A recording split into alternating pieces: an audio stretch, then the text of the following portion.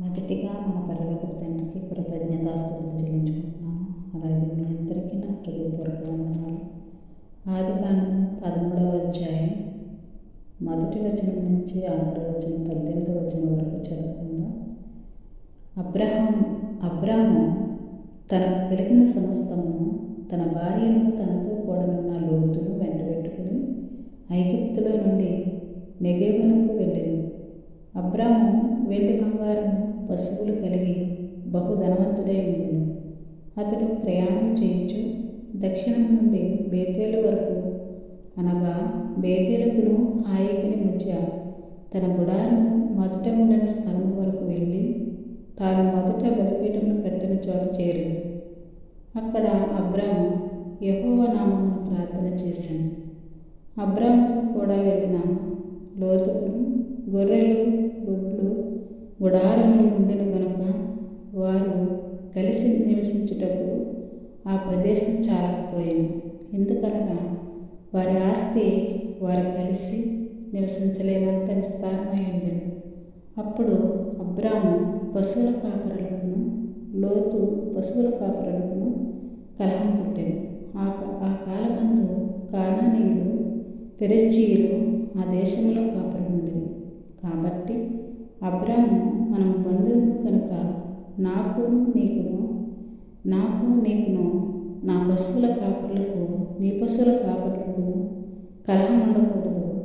ఈ దేశమంతయు నీ ఎదుట ఉన్నది కదా, దయచేసి నన్ను విడిచి వేరుగా నుండుము. నీవు ఎడమ తట్టునకు వెళ్ళిన ఎడల నేను కుడి తట్టుకును, నీవు కుడి తట్టునకు వెళ్ళిన ఎడల నేను ఎడమ తట్టునకు వెళ్ళుదనని లోతుతో చెప్పగా, లోతు తన కన్నులెత్తి యొర్దాను ప్రాంతమంతటిని చూచెను. యెహోవా సొదొమ గొమొర్రా అను పట్టణములను నాశనం చేయకు షోయారుకు వచ్చే వరకు అదంతయు యెహోవా తోట వలెను, ఐగుప్తు దేశం వలెను నీళ్లు పారు దేశమై ఉండెను. కాబట్టి లోతు తనకు యొర్దాను ప్రాంతమంతటిని ఏర్పరచుకుని తూర్పుగా ప్రయాణం చేశాను. అట్లు వారు ఒకరికొకరు వేరైపోయారు. అబ్రాము కానానులో నివసించింది. లోతు ఆ మైదానమందున్న పట్టణము గల ప్రదేశంలో కాపురం ఉండి సొదొమ దగ్గర తన గుడారం వేసుకొనెను. సొదొమ మనుషులు దుష్టులను, యెహోవా దృష్టికి బహు పాపులనై ఉండిరి.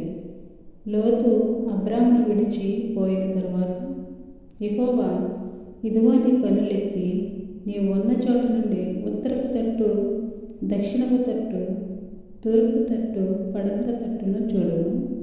ఎందుకనగా నీవు చూచుచున్న ఈ దేశమంతటిని నీకును నీ సంతానమునకును సదాకాలం ఇచ్చేదను. మరియు నీ సంతానము భూమి మీద నుండి రేణువుల వలె విస్తరింపజేసేదను. ఎట్లనగా ఒకడు భూమి మీద నుండి రేణువులను లెక్కింపగలిగిన ఎడల నీ సంతానమును కూడా లెక్కింపవచ్చును. నీవు లేచి ఈ దేశం యొక్క పొడుగున వెడల్పున దానిలో సంచరించును. అది నీకు ఇచ్చిదనని అబ్రాముతో చెప్పాను. అప్పుడు అబ్రాము తన గుడారం తీసి హెబ్రోనులోను మమ్రే దగ్గర ఉన్న సింధూర వృక్షవనంలో దిగి అక్కడ యెహోవాకు బలిపీఠమును కట్టెను. ఈ కొద్ది వాక్యం మన అందరి హృదయాలు ఫలించునుగాక. ఆమేన్. మిమ్మల్ని అందరినీ దేవుడు దీవించి ఆశీర్వదించునుగాక. ఆమేన్. ఆమేన్.